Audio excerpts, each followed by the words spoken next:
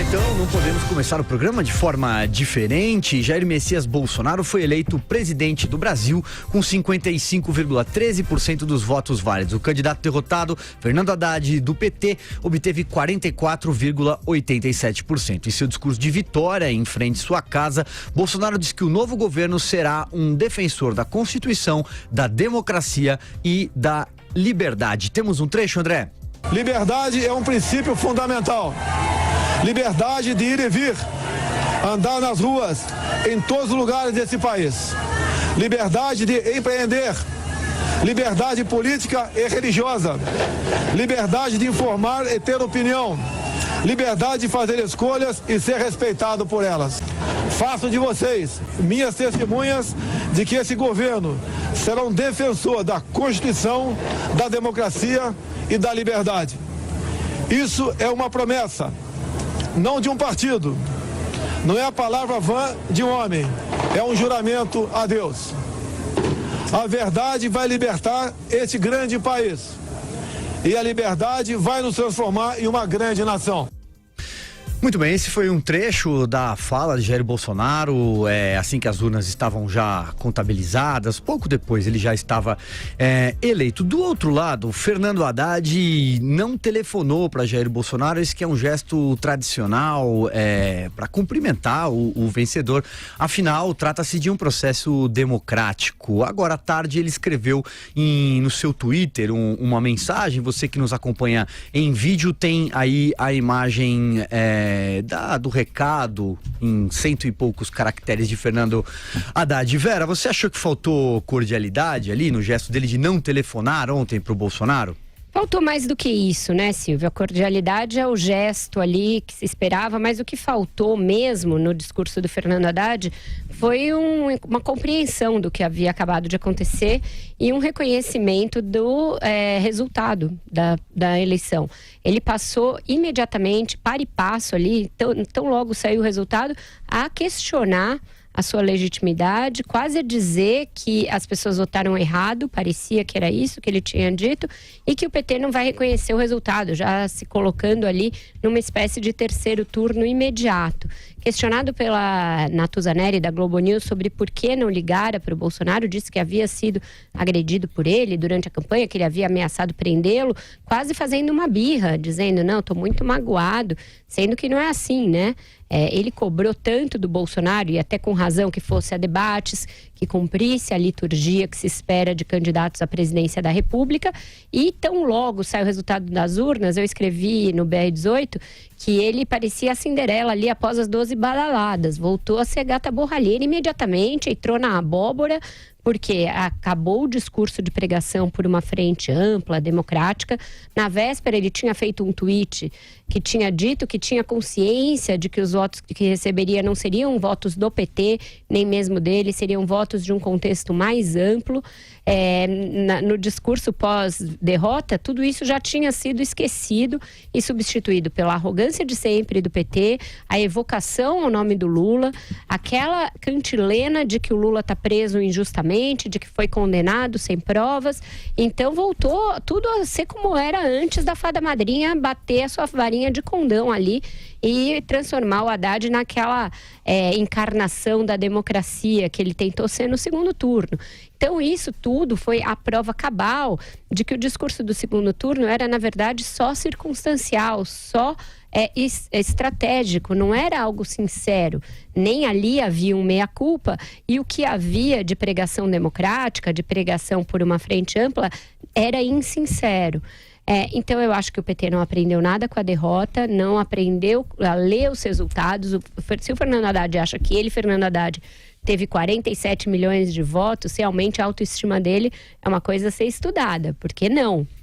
Ele nem teve os votos que o levaram ao segundo turno, que eram do Lula, nem tampouco teve esses 47 milhões de votos, que eram aqueles do Lula e outros somados que eram os dos que não queriam o Jair Bolsonaro. Então, ele precisa compreender o tamanho dele, compreender o papel que ele desempenhou nessa campanha, que foi quase de um dublê de corpo, e se quiser ter protagonismo agora na oposição, vai enfrentar antes uma oposição interna, do seu próprio partido, da Gleice Hoffmann. Enfim, fiquei aqui na análise do perdedor, depois quero falar um pouco sobre o vencedor, mas eu acho que com isso já passo a palavra aqui para os colegas para a gente fazer girar a roda. Exato, vamos lá, Andreasa. Bem, o Fernando Haddad sai menor dessa campanha eleitoral do que entrou. E já entrou pequeno, já entrou miúdo, sendo representante, sejamos bastante claros, de uma farsa eleitoral. Ninguém que se presta, que aceita se prestar ao papel que o Fernando Haddad se prestou nessa campanha, sai com grandeza política. É impossível. Ele serviu de cavalo, no sentido espiritual, como tanto falei aqui, do Lula. Um preso. Essa circunstância também, esse discurso que serviu, a estratégia do Lula, que serviu para colocar o Fernando Haddad no segundo turno, era, por definição, muito limitada para que pudesse ir além.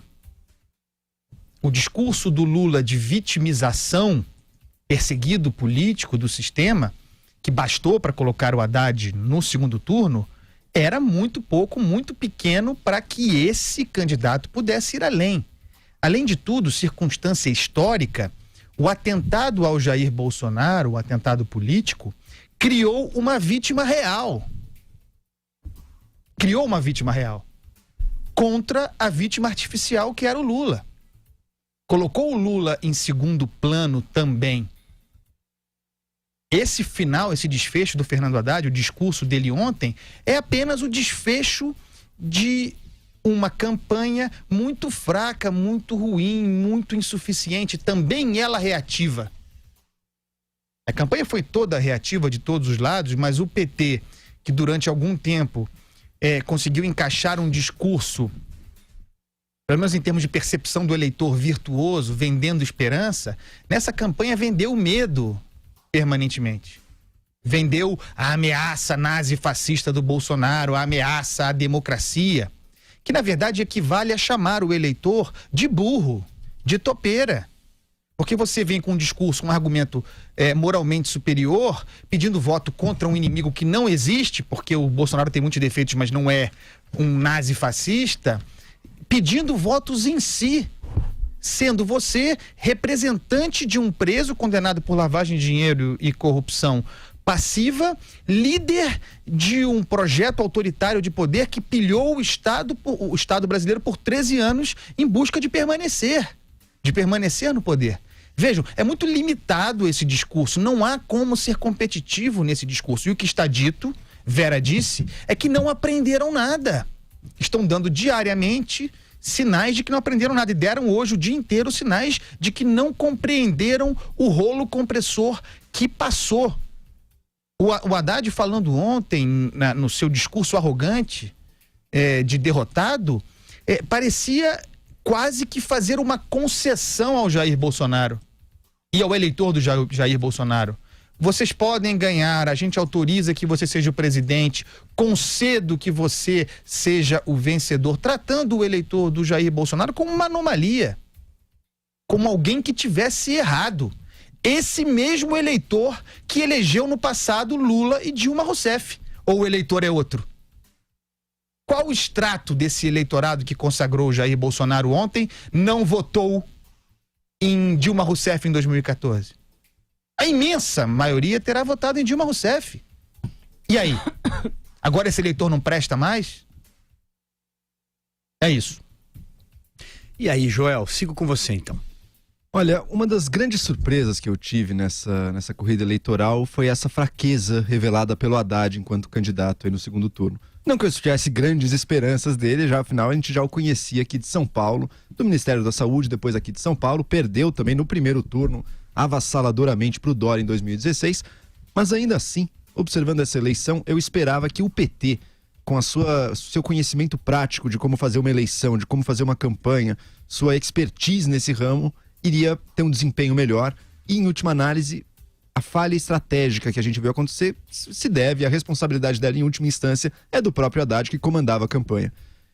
Foi um espetáculo desmoralizante, abjeto, ver o Haddad visitando o Lula rotineiramente ali no primeiro turno. Mas a gente entendia aquilo como uma estratégia eleitoral. Aquilo era o Haddad tentando se firmar como candidato da esquerda e tentando puxar para si os votos que eram do Lula. E uma estratégia que eleitoralmente, para vencer entre os candidatos de esquerda no primeiro turno, para vencer o Ciro Gomes, para vencer a Marina, foi muito bem sucedida. O Haddad deixou os dois para trás sem nem ter que se dedicar muito na tarefa de desconstruí-los. Não precisou bater na Marina, como tinha sido feito em 2014 pela Dilma, e também não precisou bater muito no Ciro. Bastou mostrar que o Haddad era Lula na campanha de rádio e TV, no ato do Haddad ir visitar o Lula rotineiramente, nele apenas citar o Lula aí nos debates, tudo que ele falava era Lula, Lula, Lula, e o Haddad se anulou como pessoa, se encarnou realmente o papel do poste do Lula e conseguiu ir para o segundo turno. Aquele era o momento da virada. Porque, evidentemente, num segundo turno polarizado, o que faria sentido estratégico para o PT e que muita gente observava e achava que iria acontecer é ele correr para o centro e fazer uma candidatura realmente representando valores de um centro democrático que aceita as regras do mercado, valoriza a democracia e se preocupa com o social no sentido da base da pirâmide brasileira. Um pouco o que foi, ou que poderia ter sido talvez, o primeiro governo Lula. Aquelas eram bandeiras possíveis para o Haddad que faziam sentido até dentro de uma certa linha dentro do PT que se perdeu, mas que poderia ser recuperada. E o que a gente viu não foi isso. A gente viu o Haddad com algumas mudanças cosméticas que ninguém acreditou. O Andreasa, na verdade, pontuava muito bem isso. O Haddad indo à missa, a escolha do verde e amarelo também, uma coisa que não convenceu ninguém. O programa continuou com as bizarrices do programa que o PT tinha aqui na economia, negando a necessidade de reformas, uma ideia de reforma bancária que só ia ter efeitos nocivos, ia subir a inflação no Brasil, ia ter que subir juros também, enfim, um desastre econômico e desastres democráticos também, como insistindo ainda na tecla de controle da mídia, como falando numa nova Constituição. Esse ele acabou voltando atrás, mas só com o segundo turno já bem avançado. Era uma coisa de primeiro dia. Eu, na minha fantasia, já até imaginava que ele ia orquestrar alguma briga pública com Gleisi Hoffmann e José Dirceu e se libertar e montar o que seria esse Haddad de centro, que sempre existiu, mas estava escondido. Mas ele não fez nada disso. E não fez nada disso porque ele em si é um candidato fraco. Ele tentou deixar de ser o poste do Lula e o que apareceu no lugar? Um nada.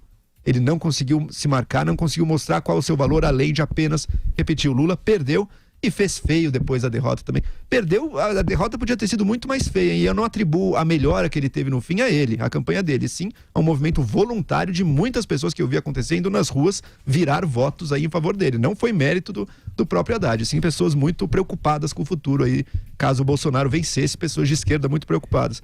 Fez feio, não ligou pro Bolsonaro. A ligação mostra que, por mais suja que tenha sido a campanha, por mais profunda que tenha sido a inimizade, o processo democrático fala mais alto. Ambos estão sujeitos a essa regra e ambos aceitam esse processo. A ligação é um símbolo disso. É apenas um símbolo, mas um símbolo importa. O tweet foi um pobre substituto, um substituto fraco. E tardio, né? E tardio desse candidato que se revelou ele mesmo fraco. Tudo bem, vamos fazer mais uma rodada. Não, deixa eu então. só falar. Só falar uma coisa. O Haddad, de fato, teve um incremento de votação nesse segundo turno maior que aquele do Jair Bolsonaro. Ele ganhou, entre o primeiro e o segundo turno, 15.690.000 votos. E o Bolsonaro acresceu ao que tinha tido no primeiro turno 8,5 milhões de votos. Isso é natural, afinal, o Bolsonaro já quase venceu no primeiro turno, ficou a poucos votos de não vencer, mas o fato é que mais pessoas aderiram ao Haddad no segundo turno do que ao Bolsonaro. Isso foi pelos belos olhos ou pela voz rouca do Haddad? Certamente não. Também não foi por conta do PT e nem do Lula. Foi por verem nele um antídoto contra algumas coisas com as quais não concordavam na candidatura do Jair Bolsonaro.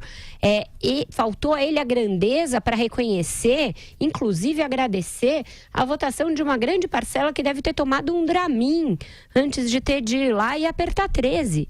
Porque não foi fácil, certamente, para muita gente que foi crítica aos desmandos do PT ao longo desses anos todos, ter de ir lá votar nele, ou porque um parente homossexual pediu, ou porque um amigo se sentiu atacado por esta ou aquela declaração. Então, faltou até um gesto de grandeza para com este eleitor que não é dele, nem do PT.